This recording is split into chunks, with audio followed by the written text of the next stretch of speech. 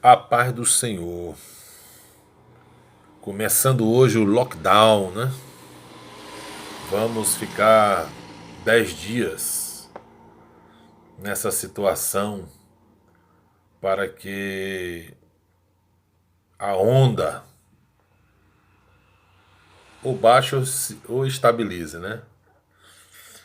Mas eu quero nessa manhã voltar àquela pergunta lá do Evangelho de Marcos, capítulo 4, versículo de número 41.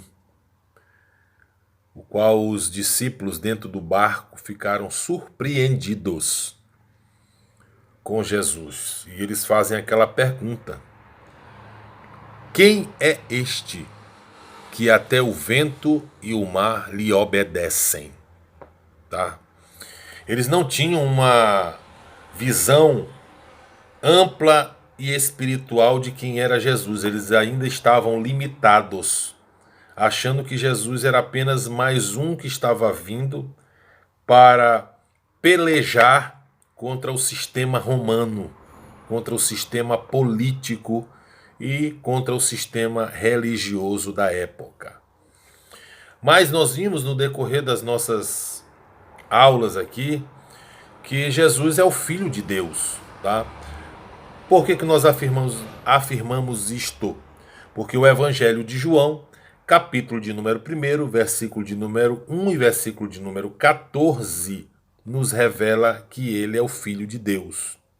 E pelo fato dele ser o Filho de Deus, isso nos leva a entender que ele possui todos os atributos de Deus e, além disso, ele é aquele que é herdeiro de todas as coisas, pelo fato dele ser o unigênito do Pai. Olha o que diz aqui João capítulo 1, versículo 1 e versículo de número 14. Diz assim: no princípio, eu vou pegar uma tradução aqui, que diz assim: no princípio era a palavra, e a palavra estava com Deus, e a palavra era Deus. Aí diz já aqui o versículo de número 14: a palavra tornou-se carne e habitou por algum tempo entre nós. Vimos a sua glória, a glória do unigênito Filho, o qual veio do Pai, cheio de graça e verdade. Então, os discípulos, eles precisavam compreender isto, que Jesus era o quê?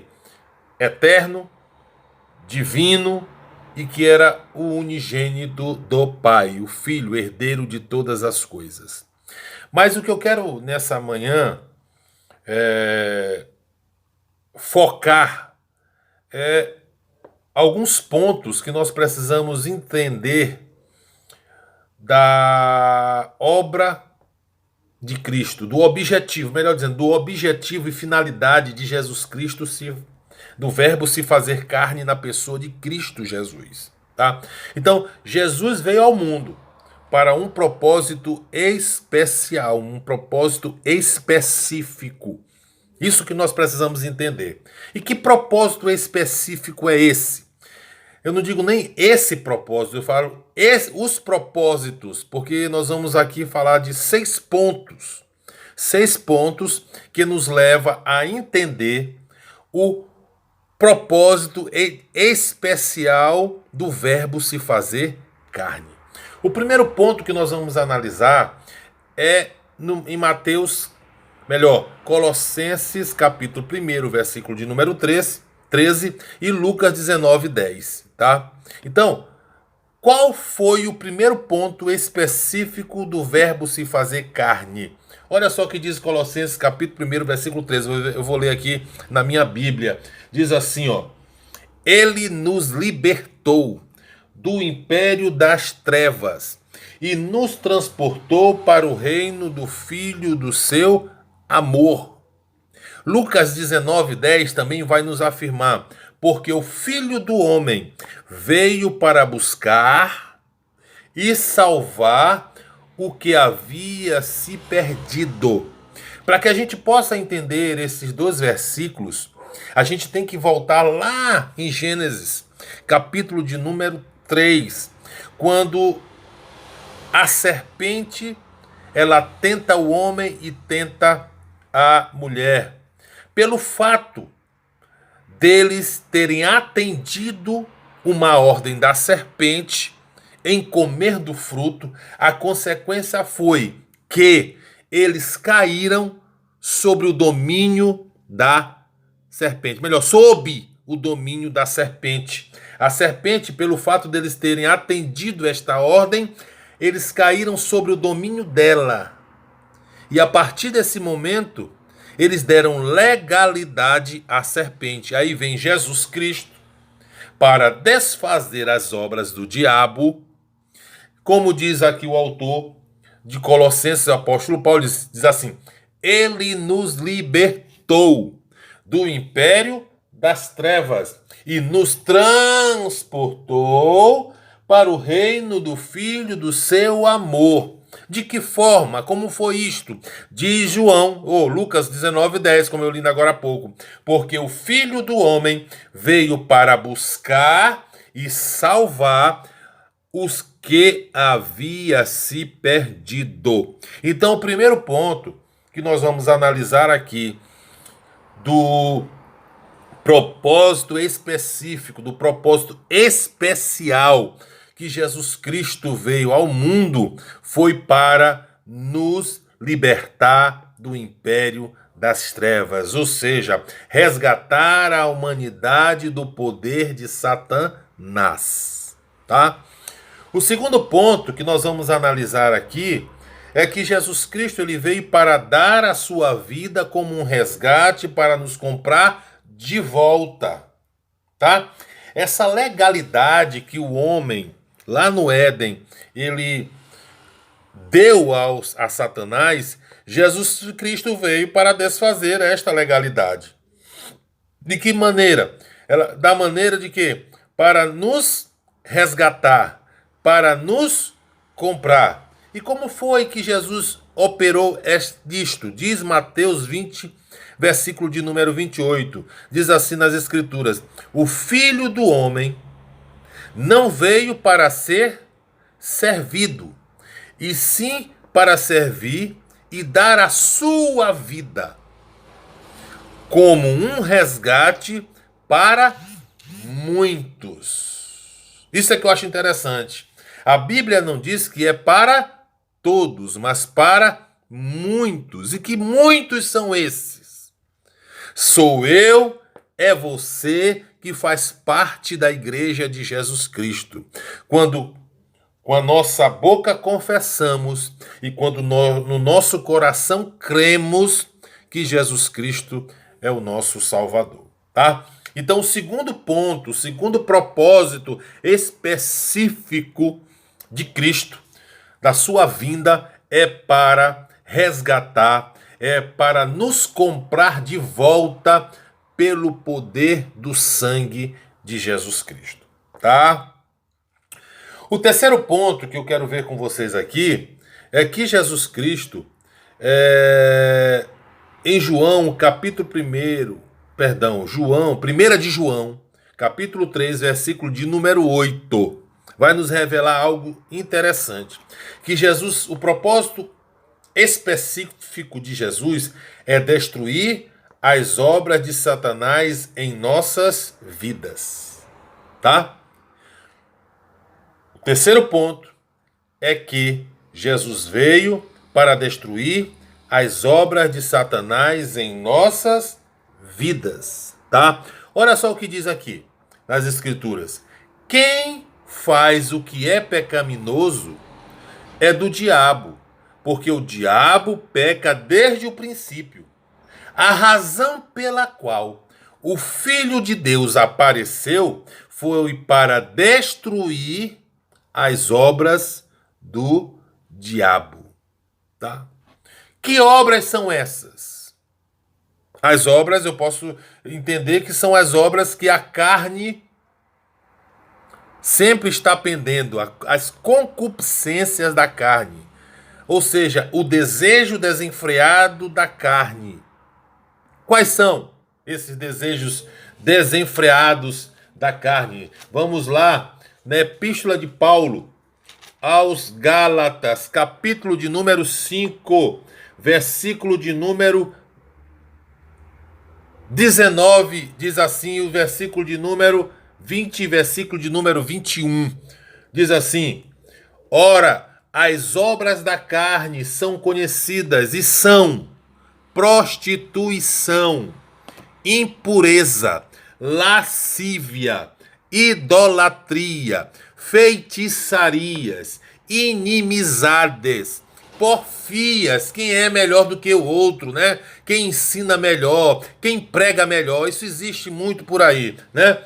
Ciúmes. Ah, porque fulano de tal, ele é o xodó do pastor tal. Aí começa aquela ciumeira, né? Ciúmes. Aí isso traz o quê? Iras, discórdias, dissensões, facções, invejas. Olha só, bebedices, aquele que vive, ó, enchendo a cara, glutonarias e coisas semelhantes a estas, a respeito das quais eu vos declaro, como já outrora vos preveni, que não herdarão o reino de Deus os que tais coisas praticam.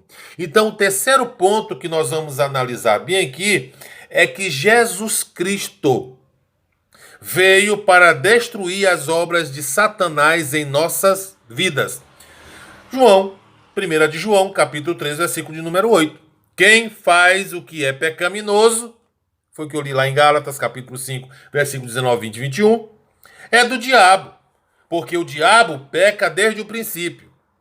A razão pela qual o Filho de Deus apareceu foi para destruir as obras do capeta, né?